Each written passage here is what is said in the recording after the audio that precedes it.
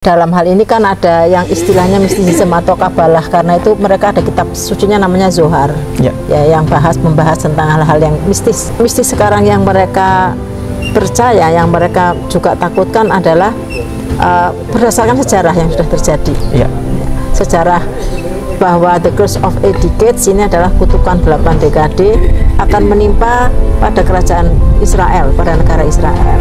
8 dekade kutukan itu pasti akan berlaku, karena Tuhan itu berbicara kalau saya sudah menetapkan sesuatu pasti itu akan terjadi, tidak akan mungkin terlewat, pasti akan terjadi segera gitu.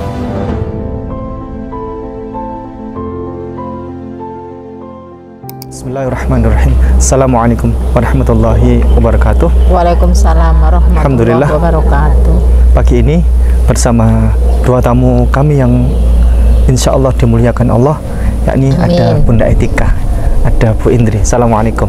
Waalaikumsalam. Waalaikumsalam warahmatullahi wabarakatuh. Mereka baru datang di Kota Malang. Sebagaimana setiap kali datang saya hampirkan ke sini, di depan Masjid Nurul Iman Kota Malang, Puncak Buring Indah.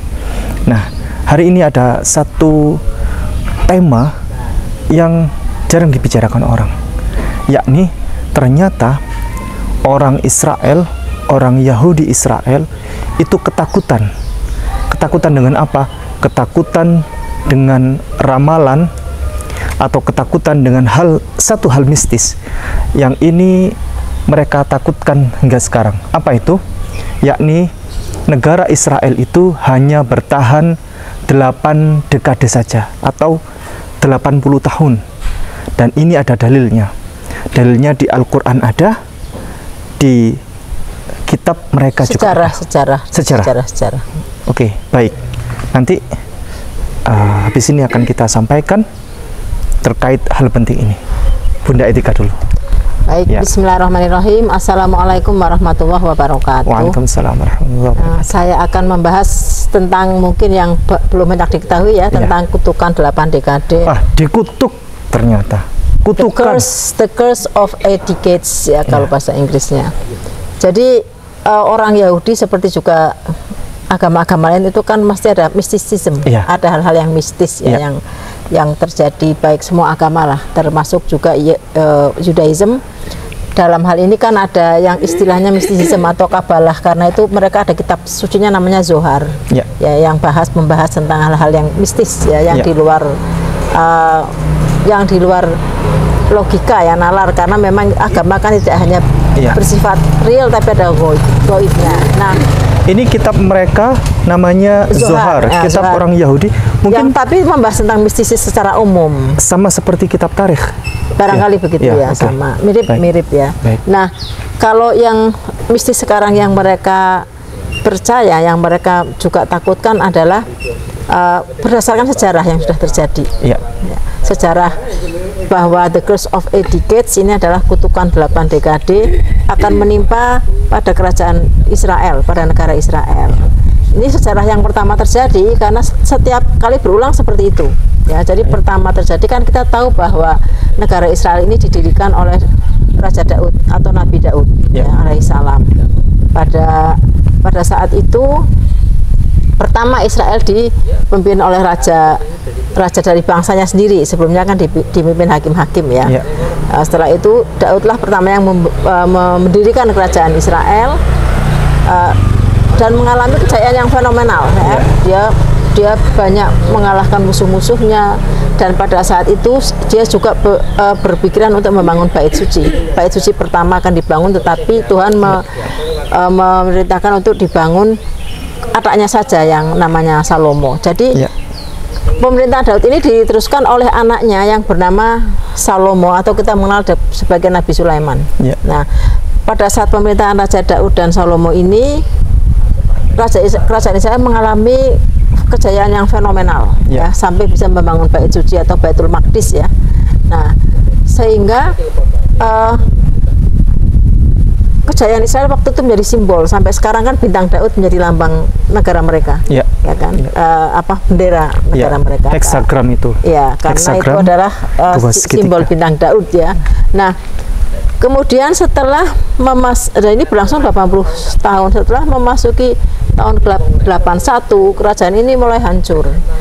Jadi kerajaan Israel ini mereka percaya bahwa kehancuran Israel itu sebetulnya kerajaan Israel, bukan kalau Israel nabi ya. Jadi kalau kita bicara tentang Israel sebetulnya Nabi Yakub juga, nama nabi juga, jangan dikutuk-kutuk. Israel juga. Itu adalah nama Nabi Yakub, ya, nama yang lain dari oleh Allah Subhanahu wa taala. Dari Nabi Yakub. Nah, setelah itu, setelah Salomo, kemudian Salomo meninggal dunia nih, kan penerus anak-anaknya banyak keturunannya. Ini mulai berebut kekuasaan.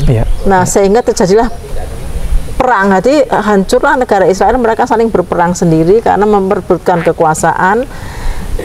Kemudian akhirnya kita kan tahu ada 12 suku Israel.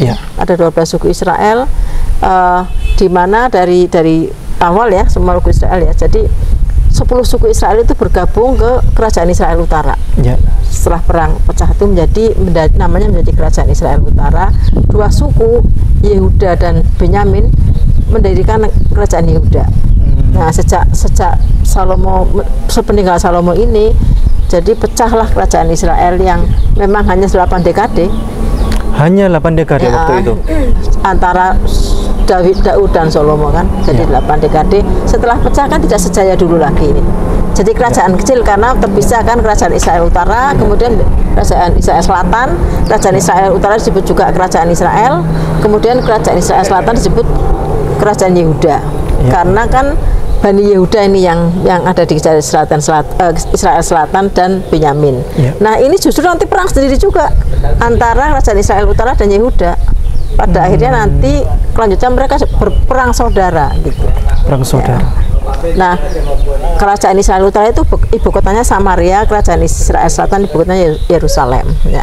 Walaupun pada ada ketetapan dari Tuhan dalam perspektif Yahudi bahwa yang akan meneruskan tetap dari Salomo ya. Jadi artinya dari kerajaan Israel ini akan terus berlangsung sampai kapanpun dalam perspektif Judaisme dari garis Salomo. Ya, jadi kalau seperti kerajaan Inggris nih, dia akan diteruskan oleh garisnya Williams, bukan garisnya Harry, Prince Harry ya. Jadi, nah dengan pecahnya kerajaan Israel ini menjadi selatan dan utara, akhirnya mereka juga perang saudara ya, banyak juga yang sampai 128.000 itu terbunuh waktu itu pada saat perang saudara itu. Jadi kan banyak yang mati nih, apalagi setelah itu dijajah oleh Assyria ya waktu itu.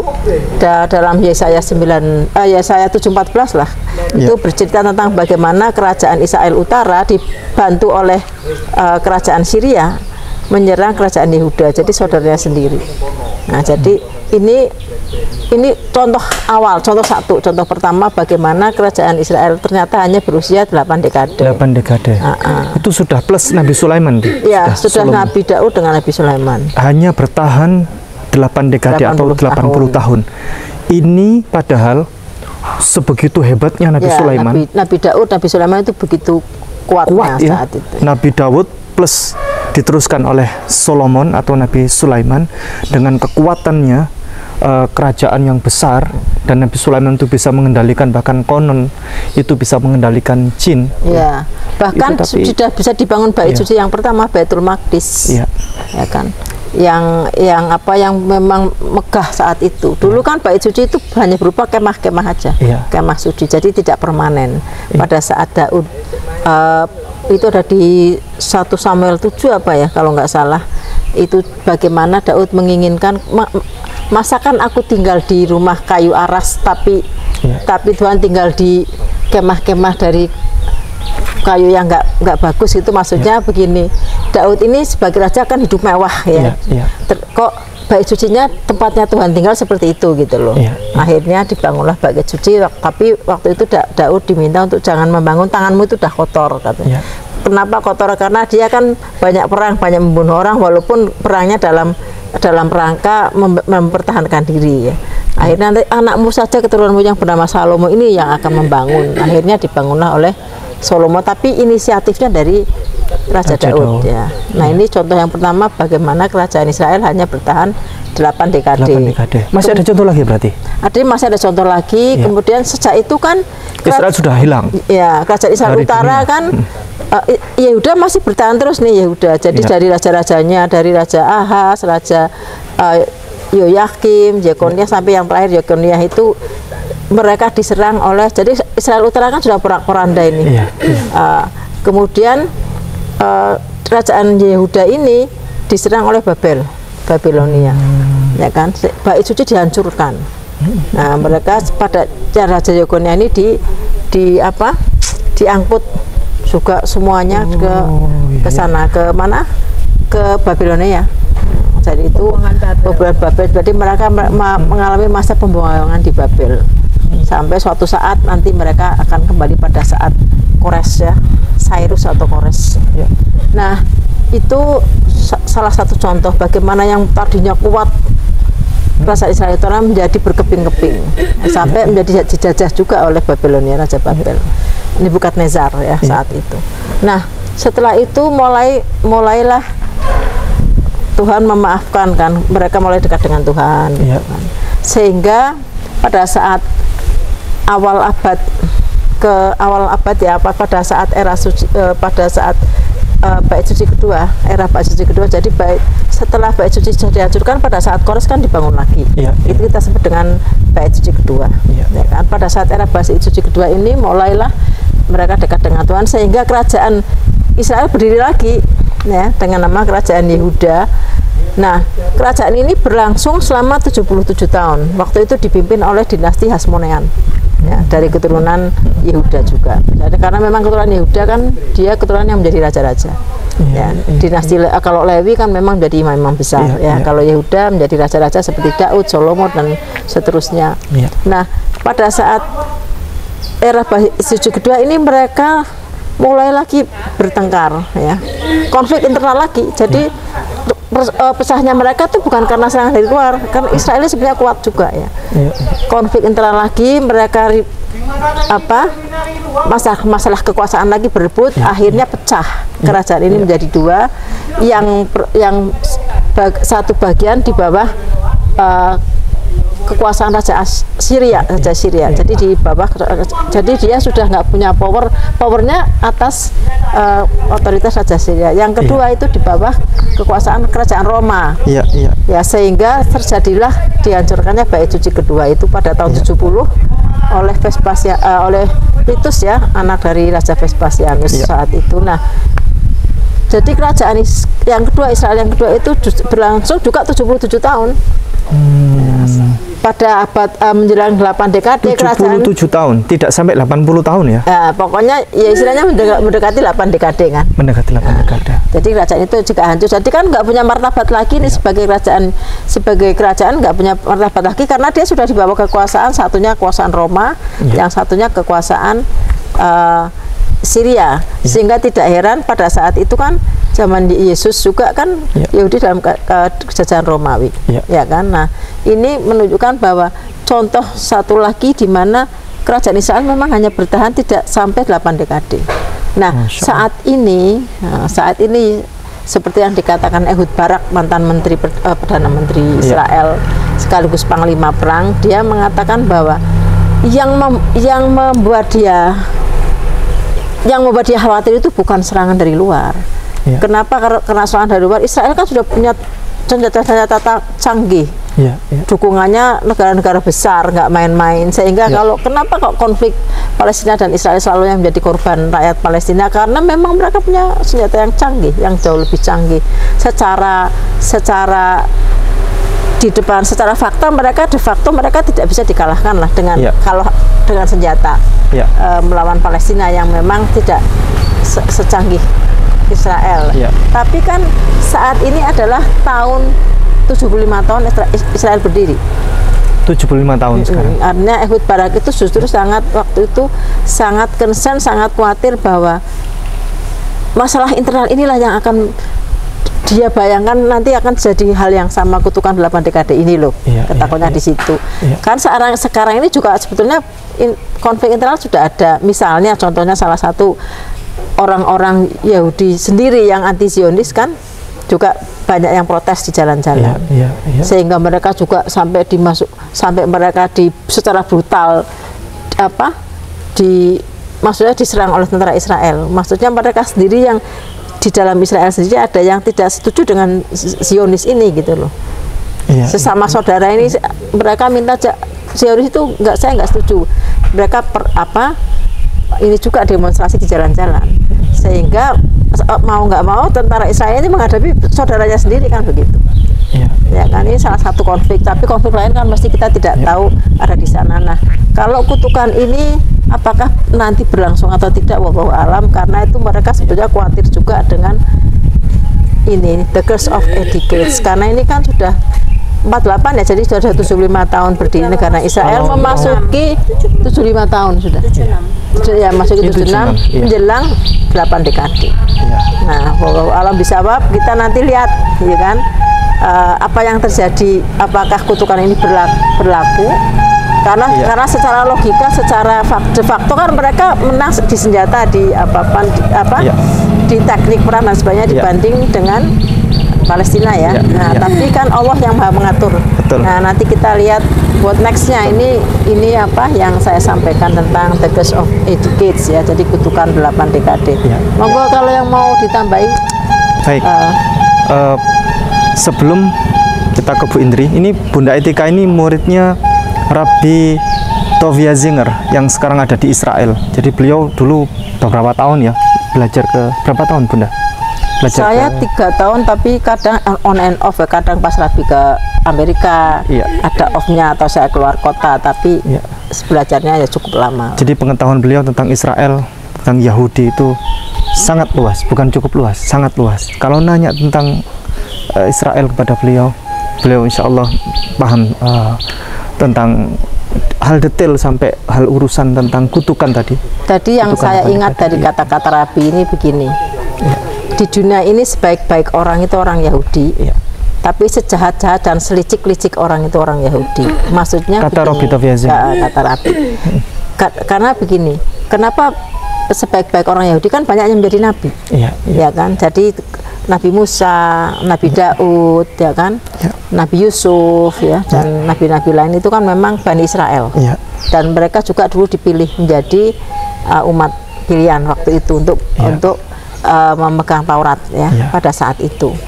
Tapi sejahat-jahat dan selicik-licik orang itu juga orang Yahudi menurut Rabbi. Jadi pikiran saya langsung twing gitu, langsung oh iya, saya ini kan penggemar cerita mafia. Jadi saya ini kan memang suka cerita-cerita detektif kriminal ya. Jadi saya penggemar cerita mafia. Jadi pada saat kejayaan mafia di Amerika dulu pada abad awal 20 ya, itu kan sudah terbiasa nih bunuh-membunuh antar geng mafia. Kan ada mafia Milwaukee, mafia Manhattan ya kan. Jadi ada 5 geng mafia besar waktu itu. Jadi mereka sering rebutan semacam kayak premanisme lah, rebutan lahan untuk bisnisnya kan mesti tidak jauh-jauh dari alkohol, prostitusi kan gitu. Nah, mereka akan bunuh-membunuh atau persaingan antar pimpinan. Nah, mereka biasanya kalau mau mencari pembunuh bayaran itu mereka akan cari orang Yahudi. Karena kalau pembunuh bayaran yang lain pasti ada syarat, dia nggak mau anak-anak, nggak mau wanita, dia hanya membunuh pria dewasa. Nah, tapi kalau pembunuh dari Yahudi itu dia mau membunuh apapun, wanita nggak apa-apa, pembunuh bayaran ya, bukan banyak, karena Yahudi yang baik juga banyak. Dia akan membunuh siapapun, jadi yang penting uang, perempuan bisa, anak-anak bisa. Nah, ada seorang pembunuh bayaran Yahudi yang sangat terkenal saat itu, namanya Bagsi Spiegel kalau nggak salah nama julukannya. Itu dia sudah berhasil membunuh 1000 orang tanpa bisa ditrace jejaknya. Nah, ini salah satu contoh. Memang oh ya, begitu Rabbi mengatakan sebaik-baik dan selicik-licik orang itu orang Yahudi, saya langsung ke ini, oh bener juga ya kenapa mafia carinya pembunuh bayaran orang Yahudi, dan sebaik-baik orang juga orang Yahudi karena banyak yang menjadi nabi-nabi ya, banyak menjadi nabi-nabi yang baik. Seperti rabi-rabi yang baik kan juga banyak, yang menentang Zionis kan juga banyak ya. Ini salah satu apa yang dikata Rabbi yang masih saya ingat. Kita itu dari saya. Ya baik, Syekh Ahmad Yasin sekitar tahun 1997 kurang lebih beliau diwawancara, ya kurang lebih tahun segituan, beliau diwawancara oleh seorang wartawan dari Al Jazeera, kalau tidak salah namanya Ahmad Mansur, ya wartawan terkenal. Nah, beliau ditanya, bagaimana menurut Anda Syekh tentang negara Israel? Itu rekamannya banyak di YouTube, silakan dicari sendiri. Kata Syekh Ahmad Yasin bahwa negara Israel ini dibangun di atas kezaliman, di atas bangun atas kezaliman dan membunuh banyak orang-orang Palestina. Jadi akan runtuh negara ini. Kata beliau kurang lebih kalau runtuh itu diperkirakan tahun 2027. Nah, ya berarti pas ya 8 dekade ya. 80 tahun. 80 tahun. Ya, 79 tahun. Iya. Kalau beliau benar berarti 79-nya sama tahun. The Curse of Decades. Kata wartawan dari Al Jazeera itu, bagaimana Anda bisa mengemukakan pendapat seperti itu? Dari Al-Qur'an, kata Syekh Ahmad Yasin. Bagaimana Al-Quran? Al-Quran menyatakan bahwa satu generasi itu 40 tahun fasenya, fase generasi. Surat Al-Maidah ayat 26. A'udzubillahi minasyaitonirrajim. Qala fa innaha muharramatun 'alaihim 40 sanah. 40 hasanah ya, 40 tahun. 40 hasanah. Ya. Jadi Allah berkata bahwa mereka itu, kalau demikian, mereka itu diharamkan untuk masuk ke tanah negeri itu 40 tahun. Dan kemudian ini kisah Nabi Musa yang mau masuk ke tanah Palestina, kemudian orang-orang Israel mereka itu membuat kesalahan juga menyembah patung-patung lagi, sehingga ditunda sampai 80 tahun kalau nggak salah ya. 40 tahun. 40 tahun ya. 40 tahun ya. Di kitab Keluaran ya. Baru masuk. Jadi itu kisah Nabi Musa bersama orang Israel. Di kitab Keluaran, mulai kitab Keluaran 2 dan seterusnya sampai 12. Iya, jadi itu di Al-Qur'an ada, di kitab Keluaran ada. Dan mereka yatihuna fil ard, mereka itu kebingungan. Iya, benar. Di atas bumi. Keliling di padang pasir, enggak nemu jalan dan seterusnya. Kemudian fala ta'sa 'alal qaumil fasiqin, dan kamu jangan bersedih hati wahai Musa kepada orang-orang fasik itu. Al-qaumil fasiqin, orang-orang Israel disebut fasik sama Allah. Waktu zaman Nabi Musa itu sudah. Karena baru Nabi Musa baru ke Mount Sinai, Bukit Sinai, Tur Sinai, dia sudah mulai membuat patung betina itu kan. Sudah berkali-kali melanggar perjanjian. Berkali-kali. Seperti disebutkan Al-Maidah 13 kalau nggak salah. Nah, kemudian kata Syekh Ahmad Yasin, dari mana fase generasi itu dihitung 40 tahun, kemudian tahun 2027 itu Israel akan hilang dari bumi. Kata Syekh Ahmad Yasin bahwa kalau kita hitung satu generasi itu 40 tahun, maka tahun 1948 Israel itu kan ada peristiwa Nakbah itu, yang pengusiran besar-besaran, orang dibunuh, orang Palestina diusir, dibunuh itu tahun 1948. Kemudian tahun 1987 muncul gerakan perlawanan dari Palestina. Lahirlah generasi-generasi baru, 40 tahun itu. Dari 1948 ke sampai 1987 itu 40 tahun. 39 40 ya. Itu lahir gerakan-gerakan perlawanan yang namanya Intifadah. Intifadah. Ya. Kemudian dari Intifadah tahun 1987 hingga tahun 2027 40 tahun. Ya, diperkirakan dari munculnya generasi baru, gerakan perlawanan sampai 40 tahun, kemungkinan Israel akan ini dikutuk tadi itu. The Curse of Decades ya. Ya. Baik, ini ada mu'alaf, mu'alaf viral, namanya Bu Indri. Bu Indri ini pengetahuannya tentang kekristenan dan Yudaism sangat luas. Ya, ini Bu Indri, monggo Bu Indri. Ya, Assalamualaikum warahmatullahi wabarakatuh. Ya, jadi kalau mengomentari tadi ya pembicaraan mengenai Israel ya. Sebenarnya Israel ini, orang Yahudi ini memang sebenarnya bangsa pilihan, bangsa kesayangan di mata Allah ya. Tuhan bangsa Israel ya, disebut Yodhevavet, dia sangat disayangi. Tetapi ada tapinya ini. Bangsa Israel nih bangsa yang tegar tengkuk dibilangnya. Keras kepala, tegar tengkuk. Kalau udah dibilangi iya secara orang Jawa nggih mboten kepanggih. Nah, itu kata-katanya ya. Jadi itulah orang Israel. Ketika dia membuat satu kesalahan, dosa di mata Tuhannya mereka, Tuhan bangsa Israel, pasti ada kutukan yang turun ke bangsa Israel. Sampai Yerusalem juga dikutuk akan rata dengan tanah kan, memang benar kan, jadi yang tersisa hanya tembok ratapan saja kan. Nah itu yang terjadi oleh Jenderal Titus ya waktu itu bait suci dihancurkan ya. Bait suci kedua ya, bait suci kedua. Nah itu menunjukkan bahwa bangsa Israel ini bangsa yang bandel, tegar tengkuk, keras kepala, tapi terhadap Tuhan ya, bukan hanya terhadap manusia tapi terhadap Tuhan. Bayangin, Tuhan semesta alam yang paling superior, paling supreme, paling top markotop deh, pemilik alam semesta, tapi bangsa Israel berani untuk melawan. Nah jadi jangan heran kalau ada kutukan-kutukan yang harus diterima oleh bangsa Israel. Nah itu tadi sudah dibahas bahwa 8 dekade kutukan itu pasti akan berlaku, karena Tuhan itu berbicara kalau saya sudah menetapkan sesuatu pasti itu akan terjadi, tidak akan mungkin terlewat, pasti akan terjadi segera gitu. Nah jadi kalau di pandangan Kristiani juga bangsa Israel ini memang tidak bisa dicontoh ya. Bahkan di mata kekristenan, Yesus mengatakan kalau sinagoga itu adalah sinagoga setan. Jadi di Wahyu 2 ayat 9 dan Wahyu 3 ayat 9 dikatakan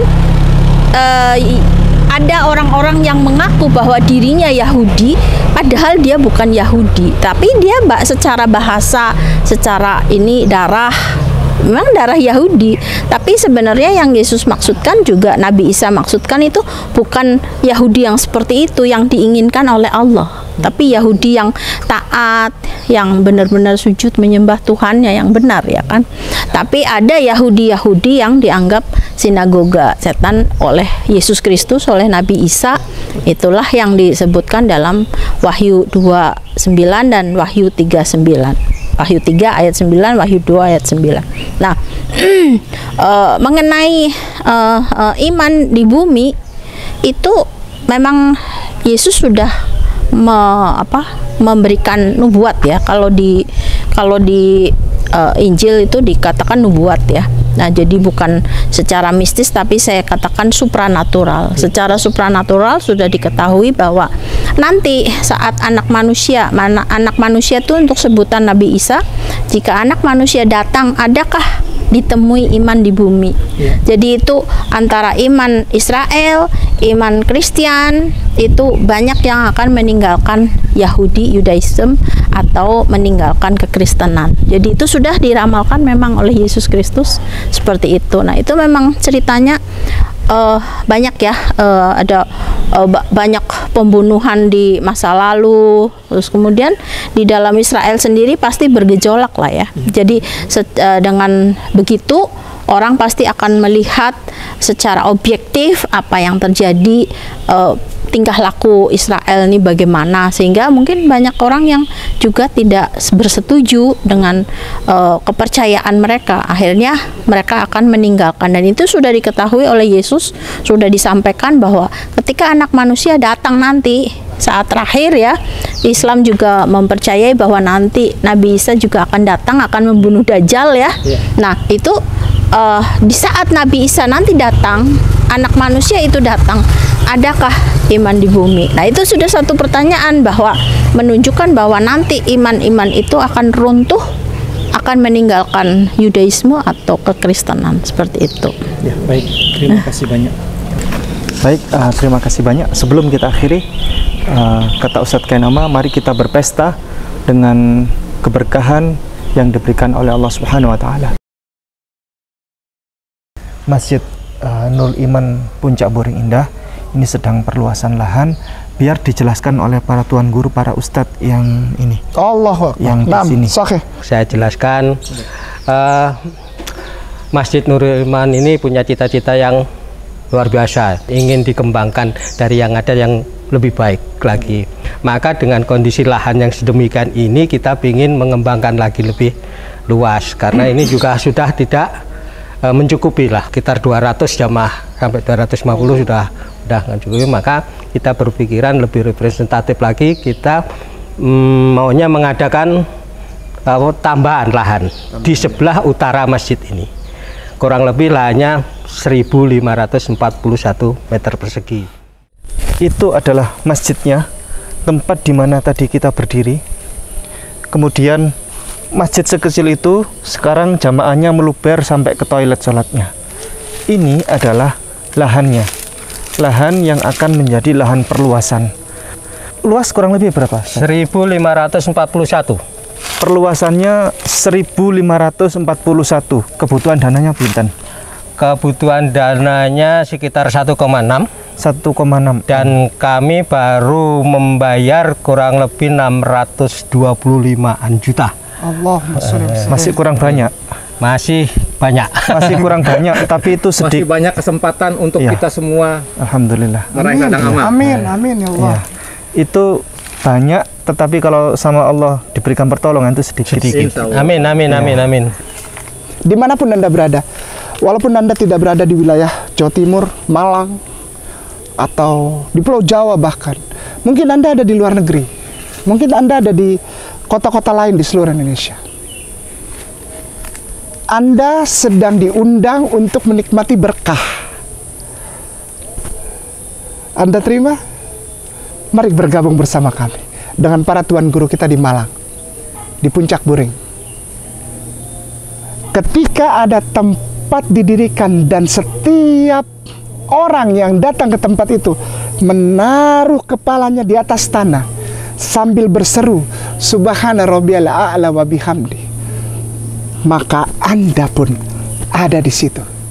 Dan malaikat Allah insya Allah memperhitungkan setiap orang yang bahkan tidak ada di sekeliling orang itu yang sedang bersujud di tempat ini. Saudaraku muslimin wal muslimah rahimakumullah,